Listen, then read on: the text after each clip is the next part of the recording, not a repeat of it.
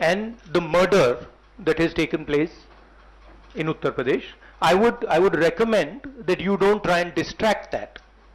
I'm here to speak on that issue. I'm not going to get involved in that. If you are interested in asking a question about the farmers, you're welcome to do so.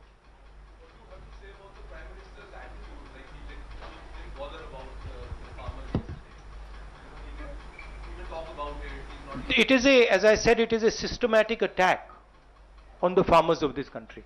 And it is arrogance because the government does not realize or understand the power of the farmers. And they are provoking the farmers, they are insulting the farmers, they are killing the farmers.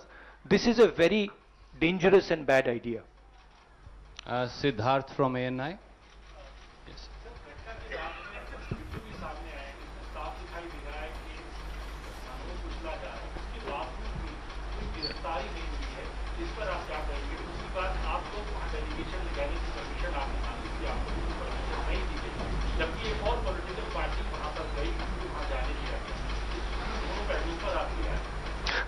हमने उसके बारे में चिट्ठी लिखी है। हम 3 लोग जा रहे हैं। सेक्शन 144 5 लोगों को रोकता है, 3 लोग सेक्शन 144 में जा सकते हैं, तो हमने उनको चिट्ठी लिख दी है। ये जो यूपी में हो रहा है, किसानों को मारा जा रहा है, मगर इससे पहले हाथरस में भी हुआ था और उनके एक एमएलए ने भी रेप किया था। तो ये सिस्टमैटिकली ये एक नई तरीके की राजनीति हो रही है उत्तर प्रदेश में। क्रिमिनल्स जो भी करना चाहते हैं कर सकते हैं, चाहे वो बलात्कार हो, किसानों का खून हो, और जो मारते हैं, जो रेप करते हैं वो जेल के बाहर होते हैं, और जो मरते हैं वो जेल के अंदर जाते हैं। Thank you sir. Ashish from ABP.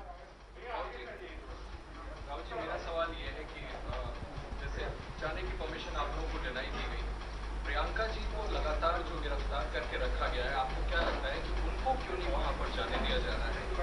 और दूसरा राव जी, क्योंकि मेरा सवाल पूछा जा चुका है, एक सवाल मैं और पूछना चाहूंगा कि आप लोगों पे राजनीति करने का भी आरोप लगाया जा रहा है कि जब वहां पर कार्रवाई हो रही है, इंक्वायरी हो रही है, तो फिर वेट क्यों नहीं? मतलब हम वहां जाके देखना चाहते हैं, समझना चाहते हैं, परिवार को सपोर्ट देना चाहते हैं, सिर्फ यहां हमें रोका जा रहा है, बाकी पार्टियों को जाने दे रहे हैं। हमने क्या गलती की है?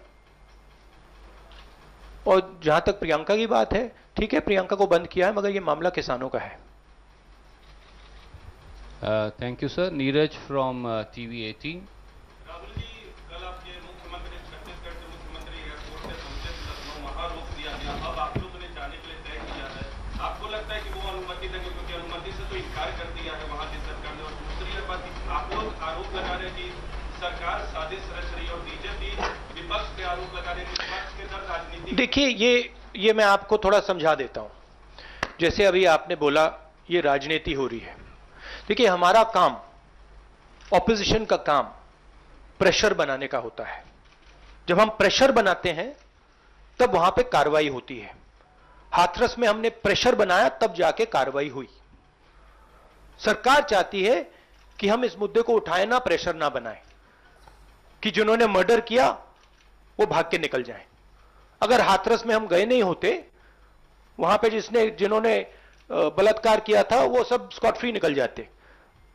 अगर हमने उससे पहले उनके एमएलए के बारे में नहीं बोला होता, वो भाग से निकल जाते। तो इसलिए हम दबाव डाल रहे हैं। हम दबाव क्यों डाल रहे हैं? क्योंकि किसानों के साथ गलत काम किया गया है, उनको मारा गया है। और सचमुच बताऊं तो ये आपका काम है, आप लोग तो करते नहीं हो। जो आपकी जिम्मेदारी है उसको तो आप निभाते नहीं हो। उल्टा आप सवाल पूछते हो कि ये पॉलिटिक्स हो रही है।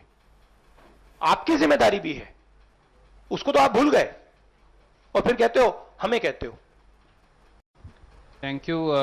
न्यूज नेशन से मोहित। मेरा सवाल यह है कि आप लोग लखनऊ जाने वाले हैं, छत्तीसगढ़ के मुख्यमंत्री को रोक दिया गया था वहां पे, तो खुद ही वापस करना। लेकिन सवाल यह है कि गृह राज्यमंत्री ये कहते हैं कि सुधर जाओ, वरना सुधार देंगे। मनोहर लाल खट्टर ये कहते हैं कि बिल्कुल जेल जाओ और नेता बनो। सुप्रीम कोर्ट भी ये कह रहा है, तो कहीं ना कहीं एक मंशा उनकी कार्य घटना को खत्म किया जाए। कृषि प्रधान देश में आपके किसानों की हालत राहुल की ऐसी क्यों हो रही है? क्योंकि देश का जो ढांचा है इंस्टीट्यूशनल जो स्ट्रक्चर है उसको बीजेपी आरएसएस ने काबू कर लिया है। और ये सिर्फ मीडिया की बात नहीं है। आप जानते हो मीडिया को किस प्रकार से कंट्रोल किया जाता है।